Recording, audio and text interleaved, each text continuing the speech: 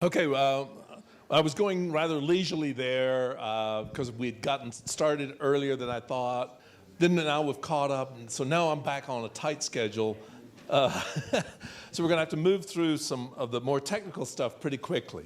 So I gave you images of what people are doing, and actually a little disclaimer from a couple of questions. I don't want to imply that I think everyone ought to be doing liner buildings up and down every corridor.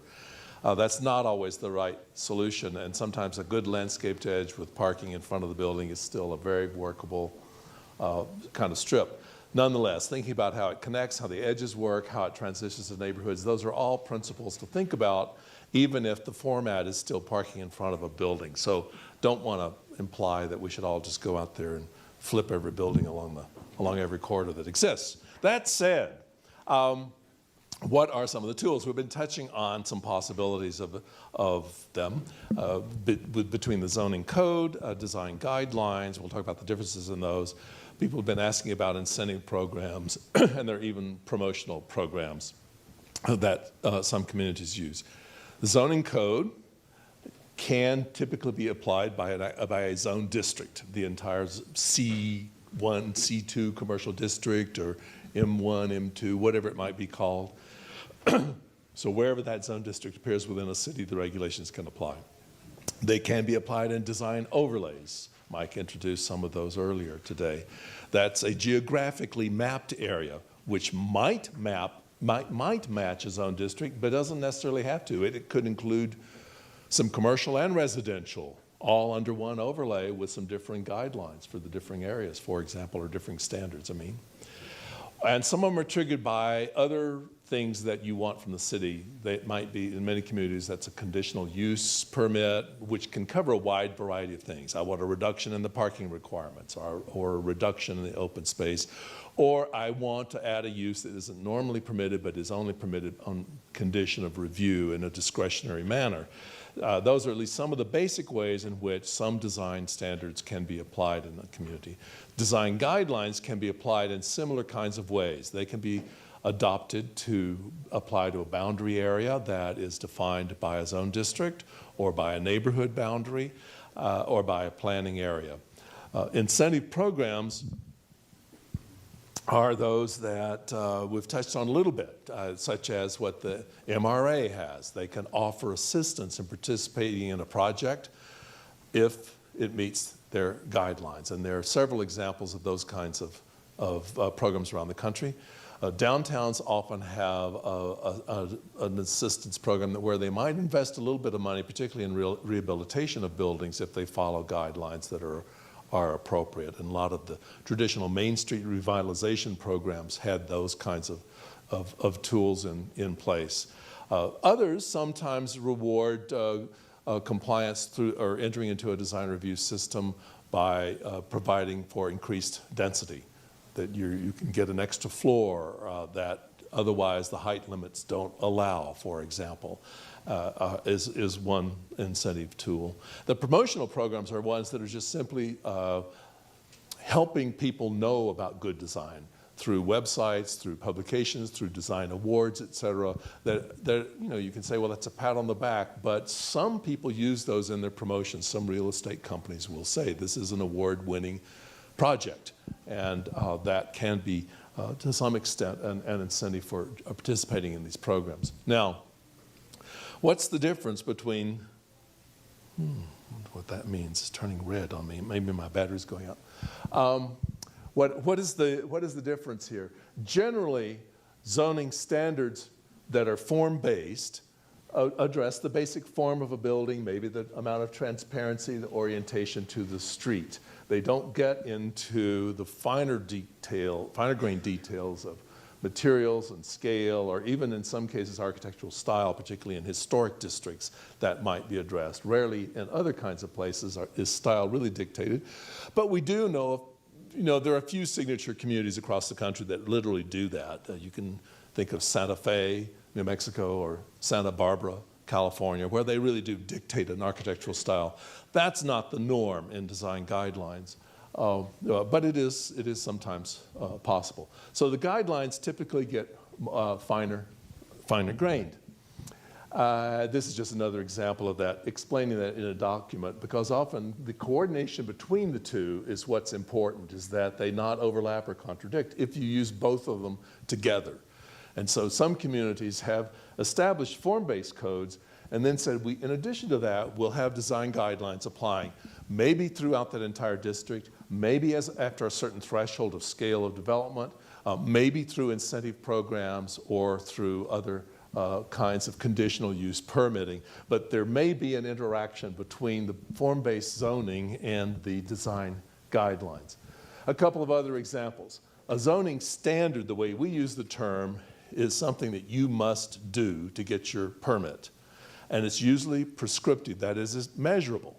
I can tell if you've met that dimension or not. And so here is an example that is saying, for this kind of building, in the historic core of Athens, Georgia, there must be 70% of the building wall, a minimum of the building wall at the street edge. You can have variety in the way the rest of it is set back or whatnot. And in this case, it's diminishing, it's changing based on different character areas within the downtown area. But if I've got 69%, I don't pass go, because it's a prescriptive standard. Now, that said, there are some codes that provide for some discretion in terms of alternative compliance that the administrator can determine 69% is good enough here because of the character of the design. Sometimes that can happen. A guideline is more performance-based and more qualitative. Here it's addressing the same issue, wanting buildings to align at the street edge because that's a part of the character of the downtown area, but it's not saying it's got to be 70%. It just says it has to be predominantly aligned. That means someone has to interpret it. It's less predictable, but it's more flexible. And that's a distinguishing feature there with a guideline that's more, as we would say, discretionary in the design review process. Again, it's very important that the two be interlinked. And so this is an example of a guideline page referencing the code that has some related standards that address it. Here's another example out of, these are from Roswell, Georgia, where there is a reference here to the zoning standards within the guidelines that talk about how you can minimize the impacts of surface parking. The code sets certain minimums in terms of landscape buffers that are dimensional. This is talking more about the quality of the solution. So what I'm trying to distinguish, the way we're using the term, is that a standard is normally prescriptive, although there is a qualitative requirement in them. Some people use the term a little bit differently. The way we use the term guideline, it is something that you must comply with in many review systems. Someone must find that you're in compliance with the collection of guidelines, but not necessarily all of them. Generally in a guidelines review system, the idea is that the relevant guidelines you've met sufficiently. That may mean that maybe I didn't really get the level of transparency expected, but because of the degree of articulation and the variation in materials or the addition of wall art, the intent of meeting pedestrian-friendly street edge has been accomplished in a different way, and therefore it's sufficient to meet the intent. That's where a discretionary guideline system has a little bit more flexibility. Sometimes, though, even within guidelines, there just can be suggestions that aren't even part of the review process that says, when you are doing this, also consider doing X. Yeah? While you have that slide up, can I ask a question in regards to the box store conundrum? Where is the fine line balance within these exact words? I mean, you guys work around the country, so I think you're going to be able to nail this. But having just enough, because developers that want to choose the guidelines, great. We will and love and run around in the bounds of them, that's great. But the box stores, don't require them to do it. They won't do it, period. Right. Where is the hair split throughout here? Well, that's where the discussion of how important are some of these things that they need to be codified versus the finer nuanced things that we can talk about in a review process. Yep. So the form-based standards, and some of the examples I'm going to use are from our colleagues, Code Studio in Austin, Texas, because they're really the experts in doing the coding. We help provide the design principles that they codify, but they really know how the structure's code. What do they look like? These are some examples of form-based codes. They're very pictorial. You can't read this, but they're very pictorial. They show how many floors might be permitted or required.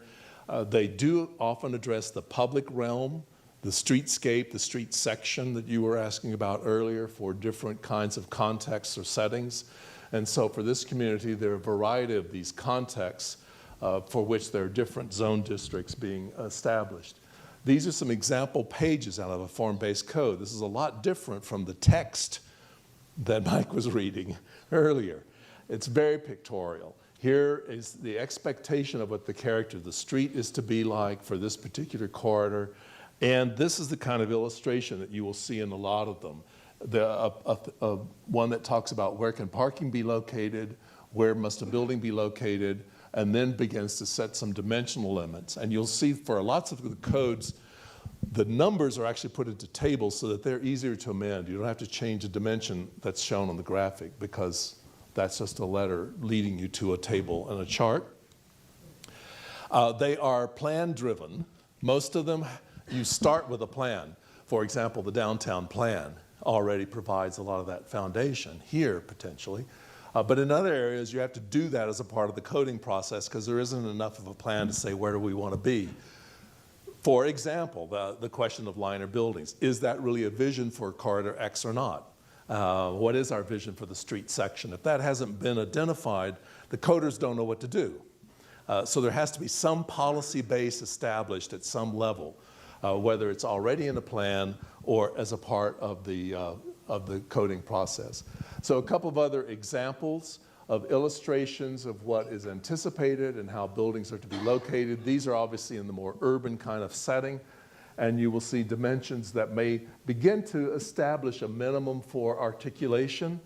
Again, that's not necessarily getting down to the I could still build a building that probably messes up with the materials the way I showed you with this form standard, but at least I would have accomplished some of those considerations within the form-based code in terms of articulation of massing, et cetera. And just another example of one that is relatively similar. So it's dealing again with mass and scale, orientation to the street, degree of windows expected, in some cases even a floor height may be in there as well. Even though the codes are prescriptive, there is some room to build into a form-based code for flexibility. One can be menus. Here's a requirement in a residential district for garage locations. And in one particular district, all 5 of these options may be available, but you must do one of them. And in other cases, you might have a district that would say only these 3 are appropriate in our district. These are not available. And that may depend on the traditional development patterns of that neighborhood. If it's a neighborhood that has never had front-facing garages, for example, then to say that that's not an option might be a way in which that neighborhood would go in terms of design. And these, again, are at a standards level because a staff person can look at your drawing and say, does it meet one of these or not? It doesn't require discretion about is that sufficient, is it adequate, does it work, is it there? Yes or no kind of situation. And so that's the beauty of these kinds of codes. I already touched on the fact that they can be applied geographically in different ways or by zone district. If it's geographically, it could be applied to an entire corridor or to the downtown area or to a specified neighborhood, particularly for a conservation overlay or an historic district. For a zoning category, commercial level 2, citywide, anything that's C2 could be, or by a threshold. It could be that anything over a certain building size or lot size, that standard set of standards or code applies. Or we've actually worked in one community that did it by when the area was platted. It was a way without mapping where the overlay happened necessarily, but it pretty much captured the traditional historic core of the community. So that was an interesting take on how to apply those kinds of standards. How do you develop a form-based code? I already touched on the fact that you already do it you do it from a plan. And so that might be already in place. If not, it's developed in what we now are calling a charrette, which is a very intensive set of days in which the community gets together to set the policy and the vision for an area. Or it can be spaced out over a series of workshops. But the thing is to set the policy and the vision for that place before you start coding. And then after that, you confirm what that vision is in a public hearing process. And then you actually start crafting the standards. And it's what we would normally say is you're reverse engineering. You've set that vision in the plan. And now you're saying, OK, what does it take to get to that? What are the standards you want to use to apply it? You then test it. That might include financial feasibility testing to be certain that this can be built. Meetings with the building industry to be certain that the construction vision of the building form actually is buildable, that built floor-to-floor height actually works in this construction climate. And then the actual implementation, the adoption. So there are a series of steps that one would typically go through in terms of establishing a form-based code. And to some extent, this is similar for doing design guidelines. The process is somewhat similar.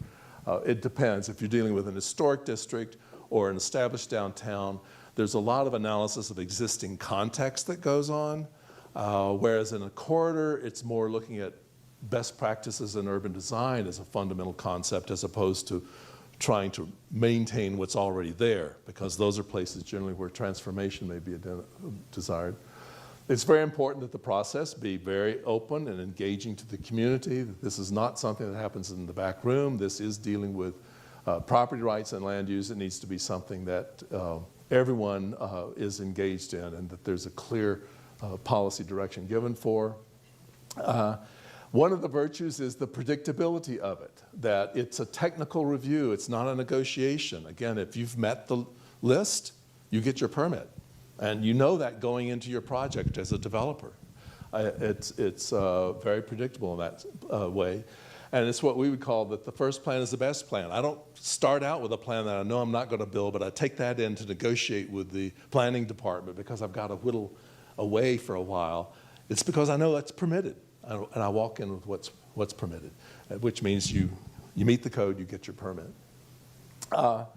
And it has predictable results, generally speaking, for the community in terms of the built form. Now, as I pointed out, though, it doesn't always necessarily guarantee you're going to get this quality of architecture. It may be something that's a bit different, unless you drill down to that level in the code. But most communities don't want to go that far in the code in terms of dictating that level of material treatment, et cetera. That can be getting pretty restrictive. That's why some use guidelines to deal with that level of detail in concert with the code and a variety of those either incentive-based methods or regulatory requirements. And they're used in a variety of places around the country. What's important about them is a lot of the same things that would be important for a code. That is that they clearly represent community values, that they have intent statements in them, because since flexibility is a part of the concept of guidelines, it's really important to know what is it you're intending to accomplish? What are we after here? So that's an important part of the consideration, and that it illustrates alternative solutions. Now, I touched on the fact that design guidelines have maybe a wider range of variety of ways in which they can be applied. One is what I would call an advocacy program, and that's sort of similar to Columbia, Missouri's. The downtown district just promotes them. They encourage you to come in. They've got enough influence that you often will, but if you don't want to, you don't got to. The advisory system is like the one that I mentioned for downtown Boulder. I must come in and have my discussion with the review board, and then I can go on and do what I please. But it's been checked off of my building application that I do that. Many are incentive-based, financial incentive or a floor area incentive or something like that.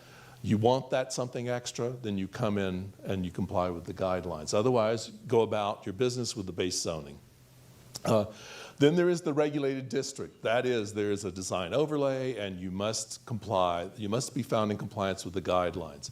That said, if there are 8 standards in the code, I got to meet 8 standards. In the guidelines, there may be 8 guidelines, but there's a discussion of have I adequately met them or not? And there's a little bit more flexibility there. But again, I mentioned lack of less predictability. It can be an historic district, it could be a conservation overlay, it can be just an urban design overlay, but it can be for a defined district. There is a new way that we've been using it too, which is linked to the code, which is called alternative compliance. And that is, if I am a developer and I want the basic, simple way through, I meet those 8 standards, I go to the counter, I get my permit. But I actually have, and even though there's a menu of 6 options for how I might meet street-friendly edge, I've got the 7th one that isn't on the list. So some form-based codes allow for the administrator, the director, to determine if they meet the intent. And sometimes they're not comfortable stepping outside that box or that menu list of 6 to do that.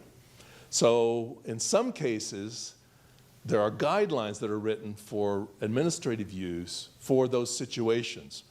But it's a situation where the applicant has said, I want to enter into this design review track because I think I'm going to get something more flexible out of it. So there's a way of linking the two in some cases. So when would you use guidelines as opposed to just doing the zoning standards? Where you've got a very varied context, where you want to be able to respond to the differing conditions within 1 or 2 blocks, but they're all in the same zone district. Now, you can put some context-sensitive standards into a code. You can say, for example, in a residential district, that a new building must align with the typical alignment of buildings on that block face. That's different from saying everyone in this zone district must be at 25-foot setback. If our block is at 20 feet, that's the setback. So you can put some context-sensitive standards into the code, but this allows you more flexibility if you really have variety, or where there's a finer grain of design detail you're concerned about, where you can administer it, because it does take more staff time and a board potentially to do design review. So it's not just that you write the guidelines and they're self-regulating the way a code is typically. Where the community interest and support is high for this level of design is also important.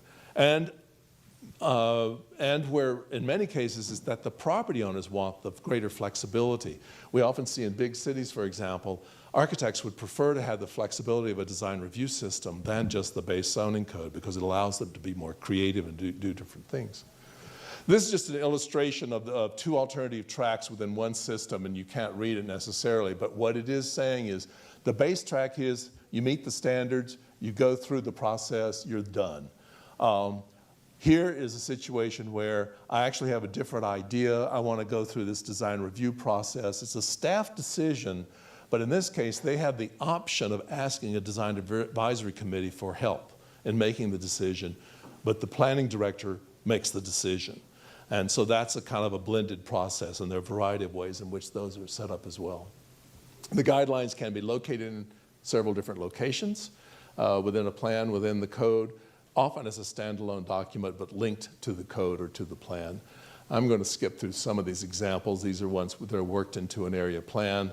This is a typical format that we've been using, which would include a general intent statement, the actual guidelines. They're numbered for easy reference in decision making and records, and then a listing of what the options are, and then illustrations of how to meet or not meet that guideline. So again, they're highly visual. There's a little bit more conversation to them. They can include some dimensional recommendations as well, but more often they're going to be talking qualitatively. So.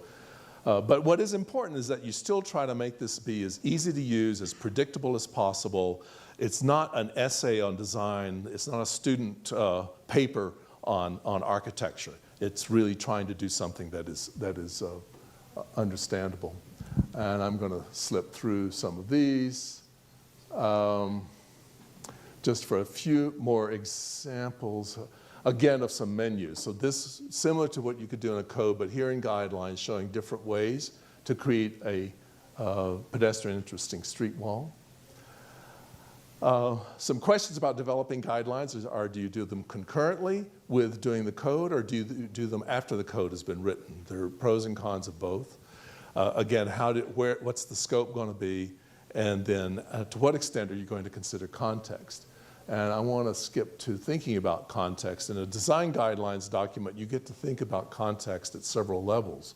And you can talk about that. And in many cases, you're wanting to respect what's existing. That's an historic district or an established residential neighborhood or a downtown. Or you're establishing a new context, and that is a corridor. And in some cases, there may be a blend of each. This is an example where one zone district is carved up into several different character areas where different guidelines might apply. So that's where they give you more nuanced consideration than the actual zoning category might. So how do you look at context? And I've got to do this in 2 minutes, and then we're going to switch over to an activity here. Looking for those traditional development patterns. This was an interesting lesson in Lexington, Kentucky.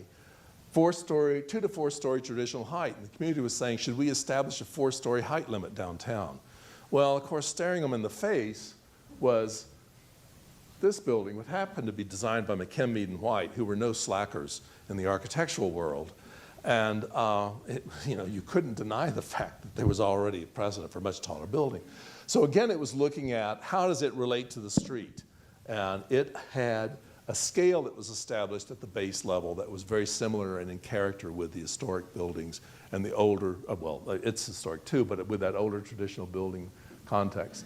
So you can begin to look at, are there some fundamental framework patterns for building that have nothing to do with style necessarily, that are a part of the fundamental building fabric of an area. Here in a commercial area, you can begin to diagram that. And then sometimes, as Chris was mentioning earlier, it's the range of deviation. Here, there is a range of facade widths. It's not all lockjaw the same. And anything within that really fits into the scale. And in fact, that diversity is a part of the richness of it. And we wouldn't, and in fact, a development that was all uniformly 25 feet, even if it were articulated that way, probably wouldn't feel just right in this context. Skip this one. But just some other examples of diagramming that. You can do the same thing in a residential setting. Rhythm, space, alignment of first-story porches, front doors all facing the street. These are all development patterns that you can describe to help people understand how they can fit in with the character of a neighborhood. And then ultimately, we're going to skip some of this. We've already talked about menus and options. But looking at massing techniques for single-family neighborhoods is also a part of what guidelines can do, and or zoning codes. This is part of the analysis for the zoning code in LA. We mentioned earlier that codes can address the public realm, the streetscape, and what's appropriate there in those differing situations as well.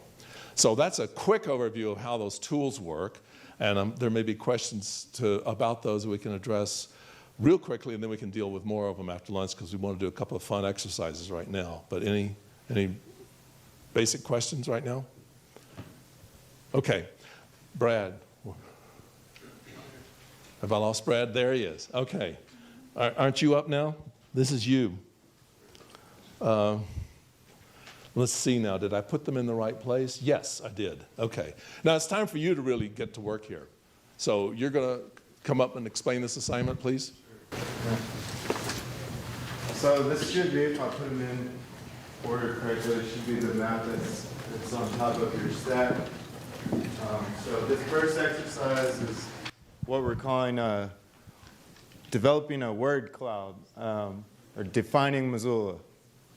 And so the idea here is that each of you guys work together, start talking with your teammates, I guess, thinking about really getting down to the core of what you think defines Missoula in terms of urban character and urban design.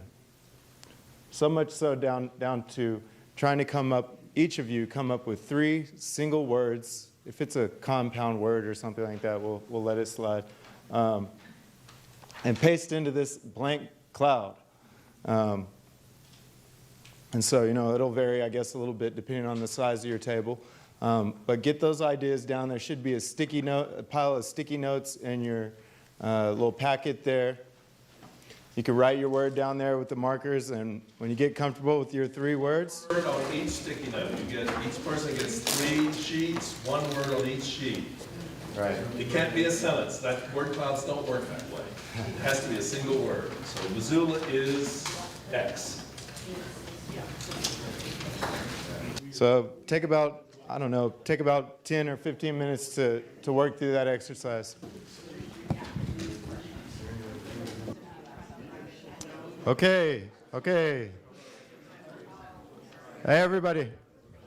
Ready for round 2, exercise 2.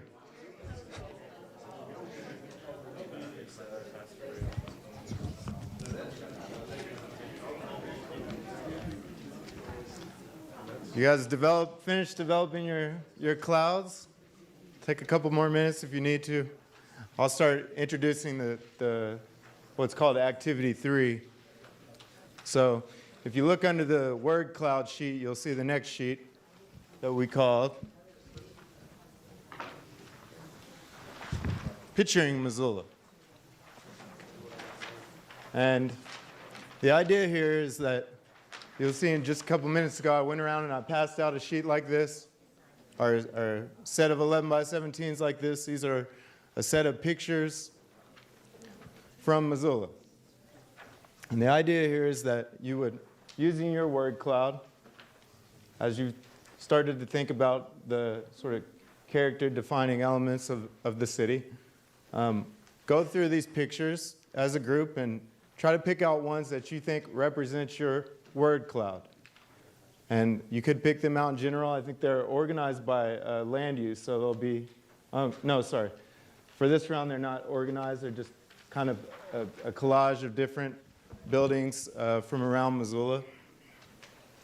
So start looking at those pictures and cutting out the ones that you think represent your word cloud. You could place them on the sheet in general, or you could maybe put them into the categories that you see there. So there's one group for downtown, corridors, and neighborhoods. And then there's another. Or if you don't think those are the right categories, then mark the category out and make a new category.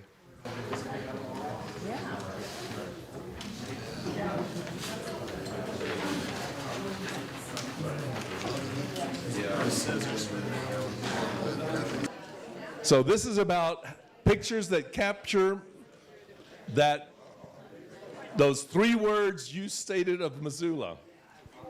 What makes Missoula, Missoula?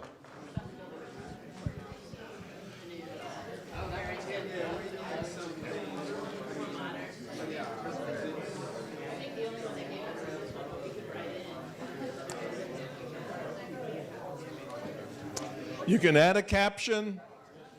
If there's an image that doesn't exist, just write a word in a box. We focused on building, but if you think trees are what make Missoula, write a box, say trees in downtown or in neighborhoods.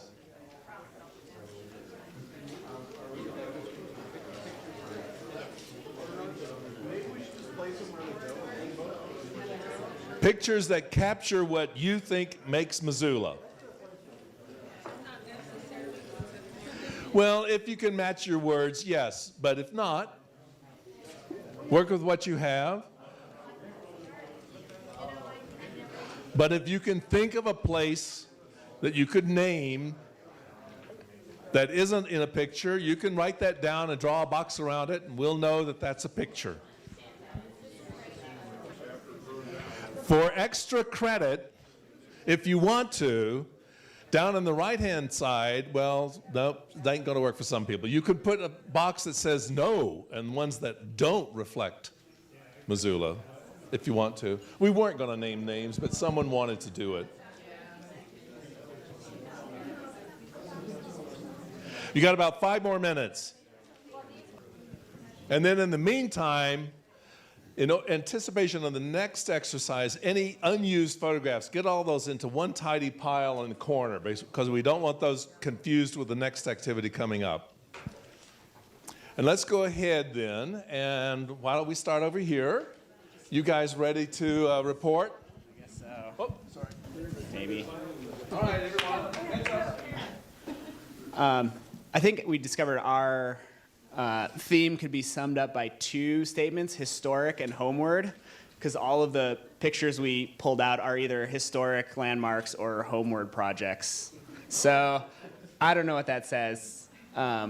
But we focused on downtown having historic and large, kind of iconic buildings in Missoula. We picked out, actually one of our corridor photos is from downtown, but it's that kind of two-story historic-looking development that butts up against the street. But we also appreciate on kind of all of these the integration of newer design styles with the more historic parts of Missoula, so you don't always just have brick, old or masonry or the historic building types, and I think that's a lot of what we liked about Homeward is how they've integrated newer styles into older neighborhoods in Missoula. So, example being the gold dust and how it sits up against the historic Sensory buildings. You have the new and the old together and they go really well. 30 seconds. Okay, and I just point out one other, I think it's Orchard Homes development that kind of has density and newer styles, but really picks up on the sort of agricultural side of that neighborhood, so integrates well. Okay, you guys are still taping, so we'll skip over you. Violet, is your table up and ready? Okay, you start talking and I'll pin it up. Anybody else want to? I'm on? Okay. Right, we added a couple other categories, one for historic and another that's transition. I'd say that I think that historic plays into a lot of the other places as well, especially the downtown, so there's a bit of a blend going on there. Corridor was probably the hardest one, where we know what we know that we see on a corridor, but we were trying to ask ourselves, is that what we'd like to continue seeing as a architecture on our corridors? Do those examples look more like any place anywhere else USA? So we did do some rejections. The neighborhood, I think the examples that we had mostly were, we tended to just stay thinking of residential, a little bit of mixed multi-unit in that neighborhood, but we were also trying to find an example that would show a little bit of other service in a neighborhood, and I think we were able to identify one that could represent that. So changing the scale up a little bit. Transition, I think, was really fun and spoke to that blend from neighborhood into corridor, that space between them. And then historic, we loved a lot of the historic. I think some of the examples were, very iconic, function well as standalone places in the city, like the fairground features or the courthouse. And then some of them are really, I don't know, they're just really key to our who Missoula is. So we saw a lot of those examples coming in. Okay. All right. Are you guys ready now? I think so. So we also spent some time talking about historic, but since two other groups talked about that, I'll talk about two other words that we used. We have several different words for eclectic, diverse, colorful we all came up with, and so one of the things that we see in our pictures that we like reflect that. A lot of some of the old downtown masonry stuff, and then the newer kind of angular metal modern buildings. We thought there was a place for all of these architectural styles. And then another one that we talk about is the topography, rivers, mountains, valleys, that we are connected to our natural landscape. And so I think that was also reflected in the sorts of buildings that we like. Again, the Orchard Gardens integration with the agricultural and rural elements west of town, to some of our more modern buildings that reflect being in a city. So those are, that's kind of the spectrum that we were on there. Okay. What about you guys? Who's going to report on this one? Heidi, you're going to do it? All right, so this is we didn't get quite as many pictures cut out. We're slow cutters. But one thing we added is, it came up on our word cloud, is trees, the consideration of our landscaping in all of these different areas. And then we had a lot of things in that are occupying the transitional spaces. I don't know, and a big no. We added a no. Really looking at the design considerations for dense multifamily dwellings, that they don't end up just being huge and too repetitive and just big and boring. I don't know, is there anything to add? Really, I don't want to go over what everybody else talked about. Short is sweet. I guess one point I'd like to make is, we put equinox and solstice up there, primarily not because of the building so much, but how the building is actually tied to the river. Because to me, the river, and then you can put it up on our list, is the river, we got the Bitterroot, we got the Clark Fork, Rattlesnake, and what's the other one? But how the rivers in Missoula play, I think, a big part of what makes this place special. Excellent. Thanks for letting us know. That's helpful. All right, who's next? You guys ready to go? Thank you. So the physical and natural characteristics that we feel define Missoula are represented here in both the historic masonry fabric of the downtown, also in a more eclectic style of construction in the corridors, but we also wanted to emphasize that there's mountains and water and trees that also really define the character of Missoula. And the neighborhoods are fairly well represented with 1.5 and 2-story single-family dwellings, as well as the homeward developments that are really very architecturally distinct. Excellent. Okay, thank you. Who's missing? All right. They picked the introvert at the table to do it. So first, it was an exciting psychological experiment. 2 pairs of scissors, 50 pictures, and 5 people, and 1 glue stick. So we didn't get much of a chance. We were so busy cutting and gluing, we didn't get much of a chance to go through the words, but more grabbed a picture and said, what does this feel like to us? And since most, if not all, of the photos were from Missoula, it kind of came out that I heard one comment that all the taller buildings are downtown. So that kind of became a theme. And it felt like we kind of took the picture of where we knew it was and tried to put it in the category, just based on how Missoula feels to us. What else did we talk about? Little transition. That's the art museum, I believe.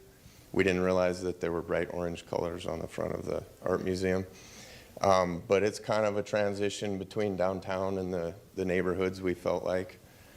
What else did we talk about? Well, but not so much wanting that style of commercial in the neighborhoods, but having commercial, some small commercial. This transition. Up there, the Starbucks. Have a coffee shop in the neighborhood. Some neighborhood commercial, yes. Great, thanks. Is that everyone now? All right, so we're ready to move on. One more. Oh, sorry. Okay, I think we had some similar themes, but in our word cloud we had a lot of words like healthy, nature, outside, diversity, comfortable, community, connected. So I think that for us the connection to the outdoors, the river, I thought that was a really great comment your group made. Those were really important themes. I think it's easier for us to imagine the downtown is kind of what it is with taller buildings, and it's easy to imagine what our neighborhoods look like with a lot of the historic buildings and some of the multifamily. There's a lot of good examples in Missoula of kind of 2-story multifamily row houses and smaller apartments, and then some of the more modern examples like the Homeward, and I really like that block over there on the north side, First Street, where the Gold Dust apartments are. I think that's a really spectacular street if you've ever been over there.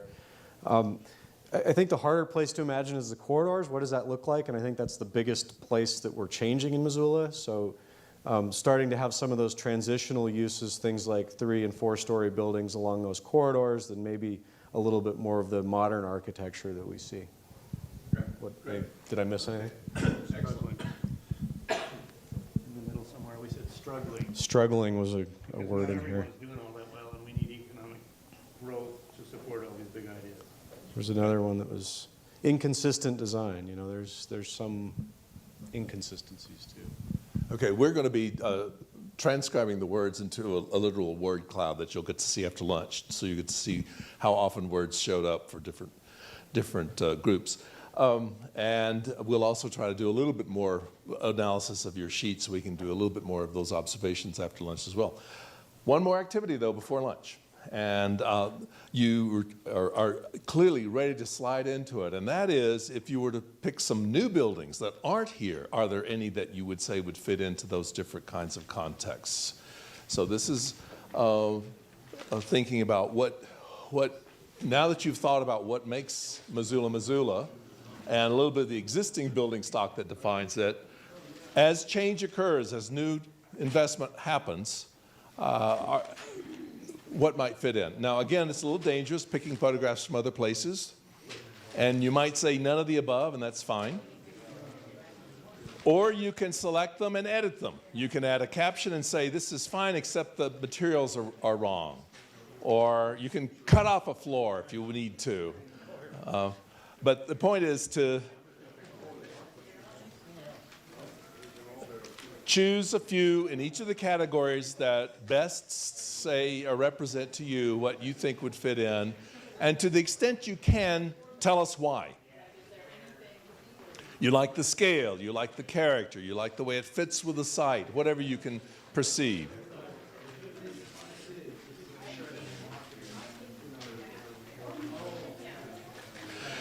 You will see that these sheets they've already been sorted into categories. Now, you might shift one out of one category to another if you like, but in general, to help you, we tried to group them in terms of what we thought was mixed use, what was just commercial, what was multifamily, et cetera. All right. Brad's going to be bringing you pens. You can pen them up, but let's go ahead and start reporting these out so we can take our lunch break. Who's ready to go first? You guys ready to talk? Jim, you going to do it?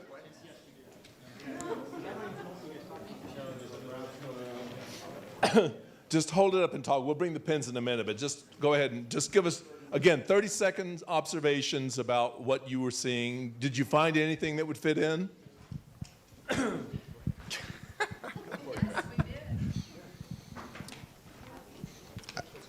I think we decided that bricks stand for history. And the history is in the downtown. Most of the big brick, good-looking buildings, I didn't mean to, looked like they were from downtown. The corridors were places that we would like to see or feel that would be convenient while we're driving from one area of town to the next. And mostly single-family homes in the neighborhoods with a little bit of commercial mixed in to help that out. We had a long conversation about how a little bit of commercial mixed in with the neighborhoods can be a really good thing. Great. What'd I miss? Well, it makes it feel like community gathering places. Oh, yes. Bringing a little bit of commercial and a little bit of community organization helps bring that community together. And that's a very hard thing to do. We talked about the difficulties of organizing a community event. So projects that had public spaces in them. Okay, great. All right. Who's over here? You guys. Jeremy, you want to do it again? Oh. No, I'm just thinking about where's the pen? I'll hold it for I you, don't know Jeremy. where I'll just- yeah, yeah, they need pens. Here, go back to the commission. Go back.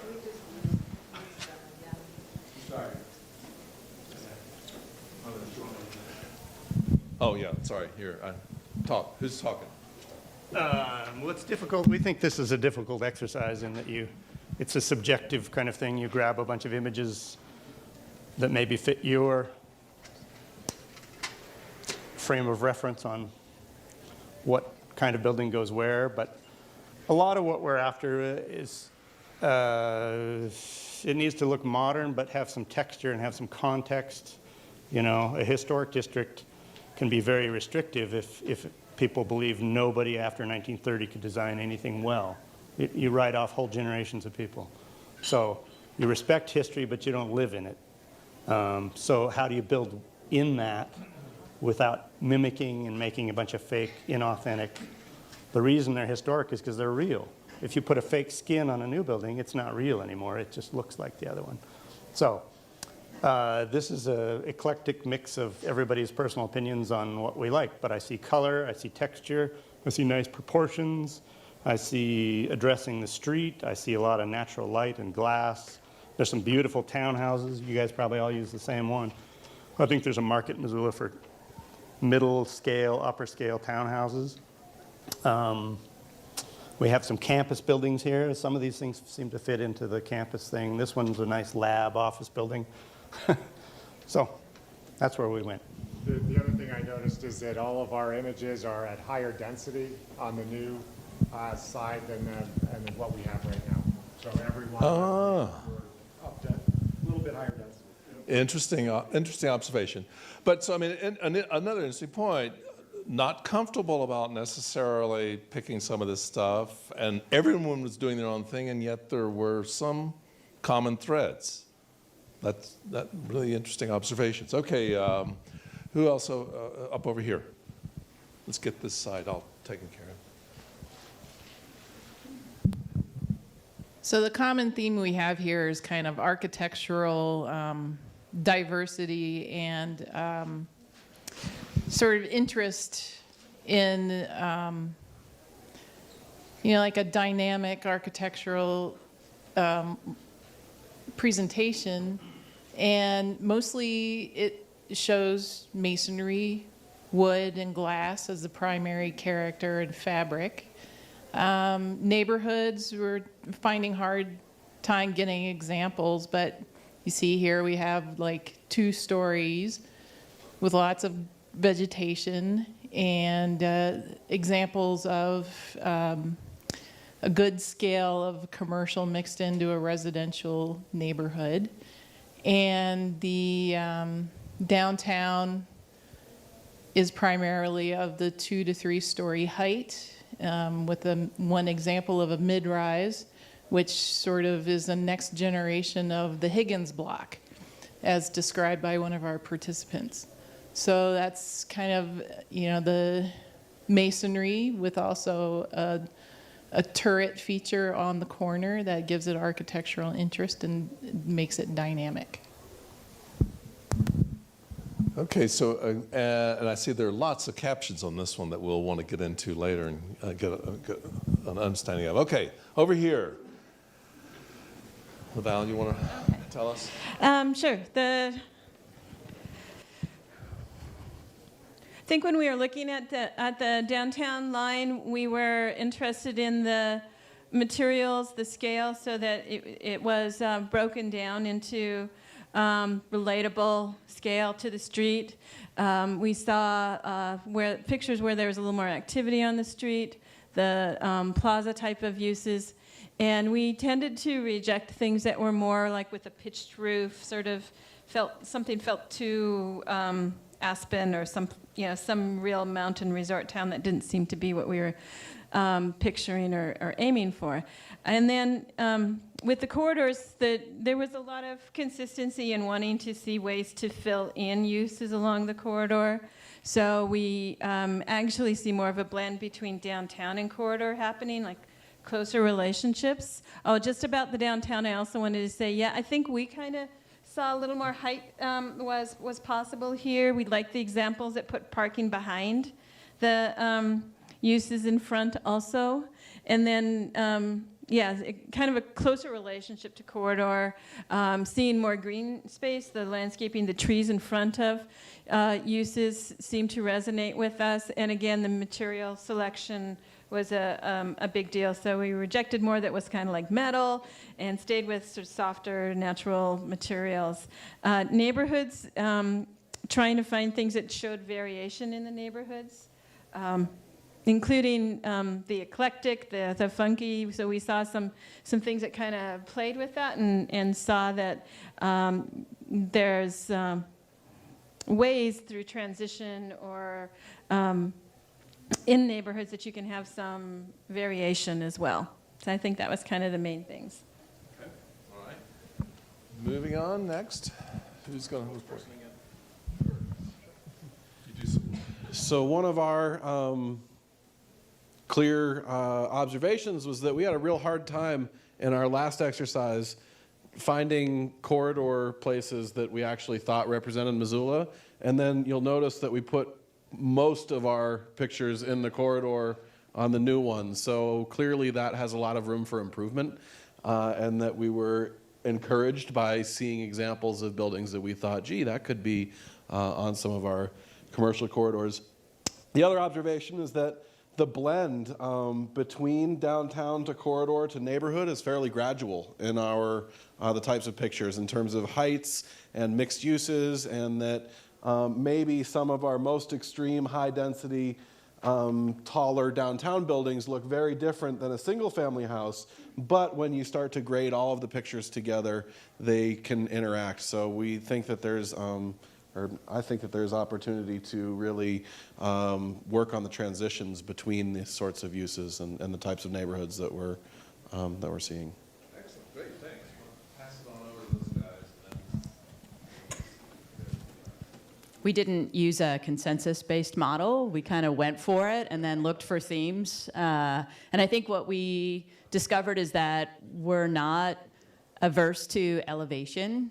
We'd like to see some height downtown, and that there may be some opportunity for exploring height within the corridors. We're not afraid of mixed use. We'd like to see more of that. We did pull an example that reminded us of, might have been Boulder or not, with parking integrated together with other mixed use spaces. As we did in our activity 3, we like those examples of gold dust next to the historic Stensrud. That followed through with some of our examples that we pulled. We've got a lot of modern together with more historic. One thing that we noted in neighborhoods is that with increased density, we need to make sure that we have increased amenities, whether that's community gardens, multi-use, facilities, shared use, bike path. We looked at the mill site as an opportunity for that and making sure that we're looking at all the amenities, not just building design type when we're looking at design standards. We had some disagreement with some modern potential institutional uses, so we'll just leave it at that. Okay. Okay. And you guys last? I get to do this. Joy. I think our primary theme was mixed use wherever we were, regardless of whether it was in downtown corridors, other places, or in the neighborhoods. I guess our downtown buildings are, they're very different from each other. Did a lot of color. Again, tried to stay away from the other common theme was trying to stay away from those resort kind of buildings that we see in other areas, especially Montana. I think we struggled a little bit with looking at a building. Is this downtown or is this corridor? Because I'm not sure it's that clear to at least our group. The other theme on this is we saw a lot of buildings in the packets that we didn't like. We kept going through. Do you think that's good? No. Let's keep on. The one thing in the neighborhoods I would point out is we kind of felt like there's multifamily neighborhoods. There's single families still. There's still room in Missoula for single families buildings out there. And that's I think about it. Great. Any general observations from this quick reporting? I can tell just from looking at them that there is not a consistency in terms of what people have said would fit into a certain area. There's some real diversity of thinking. Yes, ma'am. I personally had a more difficult time with transition areas and corridors. Mm-hmm. I don't think that's been done well so far. More difficult with the corridors, yes. Yeah, absolutely. Okay, we're going to be breaking. Brad did type in every word that was in your word clouds. And here it is generated automatically. So every time historic showed up, it was typed in. Every time eclectic showed up, it was typed in. So that shows you what people were thinking in terms of the words that describe Missoula. Confused? Well, but the big words: eclectic, diverse, historic, city, mountain, active, walkable, unique, outdoors, river, connected. A lot of what you were saying, I mean, it does resonate. It's interesting. So that's fun. That's great. All right, did you enjoy this morning? This was a long time slot. I hope some of you will come back after lunch. We'll do a little bit more activity, and then we'll roll up sleeves and sort of talk about what do we want to do with all of this? Where do you think it should go? At least what would be the next step. So thanks very much, and we will resume at 1:30. See you then.